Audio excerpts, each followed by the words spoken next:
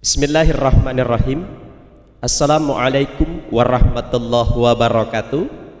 Kembali kita akan melanjutkan perkuliahan kita metodologi studi Islam, kali ini dengan tema kesalehan individu dan kesalehan sosial. Maka kita akan mengupasnya satu persatu. Apa itu kesalehan individu dan apa itu kesalehan sosial? Mari kita lihat.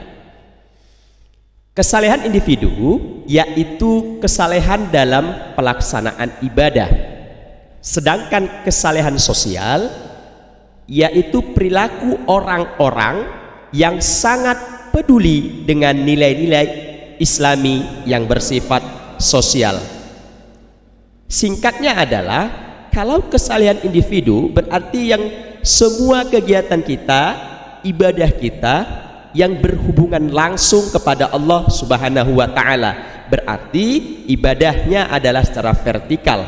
Sementara kesalehan sosial adalah hubungan kita sesama umat manusia atau hubungan horizontal. Maka kalau kita gambarkan, kesalehan individu itu hubungan manusia langsung kepada Allah, pribadi-pribadi, person to person dalam melaksanakan ritual ibadah. Sedangkan kesalehan sosial hubungannya kepada Allah tetapi teraplikasi kepada manusia yang lain. Nah, ini dia. Kita juga berhubungan pada Allah tapi kepada manusia juga. Itulah kesalehan sosial. Nah, contoh kesalehan individu terhadap kesalehan sosial. Mari kita lihat. Jadi kesalehan individu ada tadi ibadah kan? Ibadah kepada Allah Subhanahu wa Ta'ala. Nah, zakat, infak, sedekah itu adalah hubungan kita langsung pada Allah tanpa orang lain perlu mengetahui. Tetapi di dalam kesalehan sosial ada nilai-nilai Islam yang diajarkan di situ. Apa? Yaitu membantu kaum yang tidak mampu. Berarti dari hubungan kita melaksanakan perintah Allah teraplikasi di dalam kehidupan kita, muncul rasa sosial kita. Nah, dengan kita melaksanakan zakat, infak, sedekah, maka ada kaum yang terbantukan di dalamnya. Selanjutnya adalah ibadah kurban. Ibadah kurban itu langsung kita hanya kepada Allah.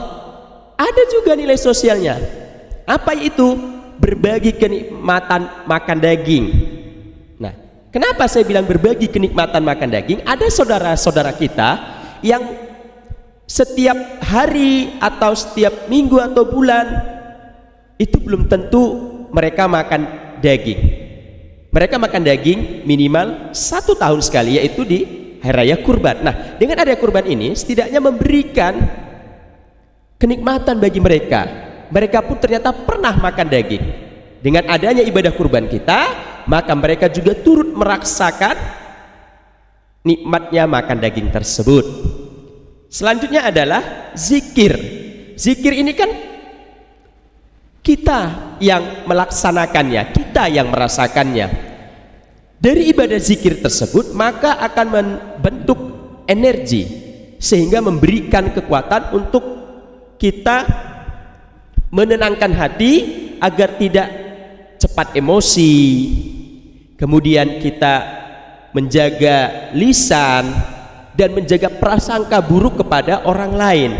Nah, jadi dari ibadah-ibadah individu, yaitu kesalehan individu, maka akan terbentuk kesalehan sosial.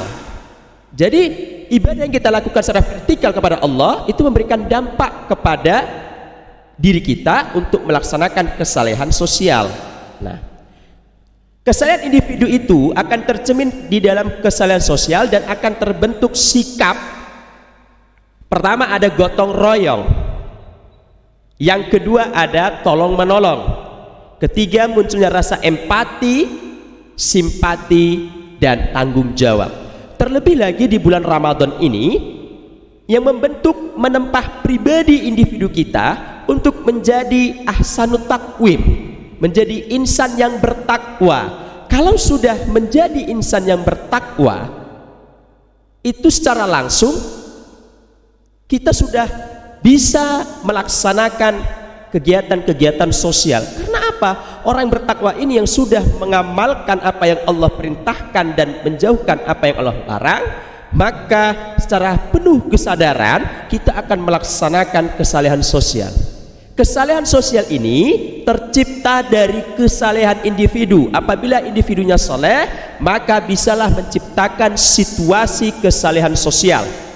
Karena apa? Karena dia sudah beribadah kepada Allah. Artinya dalam beribadah kepada Allah hanya Allah fokus dan tujuan utamanya hanya mencari ridha Allah, bukan untuk semata-mata mencari predikat di mata orang, apalagi adanya unsur riya. Na'udzubillah min zalik.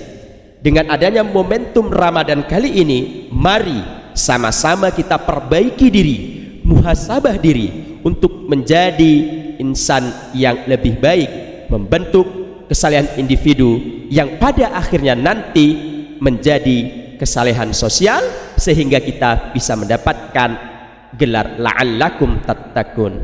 Mudah-mudahan materi yang saya sampaikan kali ini memberikan manfaat, memberikan dorongan serta motivasi bagi kita semua untuk terus memperbaiki diri menjadi pribadi yang lebih baik lagi. Demikian saja yang dapat saya sampaikan. Lebih dan kurangnya mohon maaf. Terima kasih atas segala perhatian. Wabillahi taufiq wal hidayah. Wassalamualaikum warahmatullahi wabarakatuh.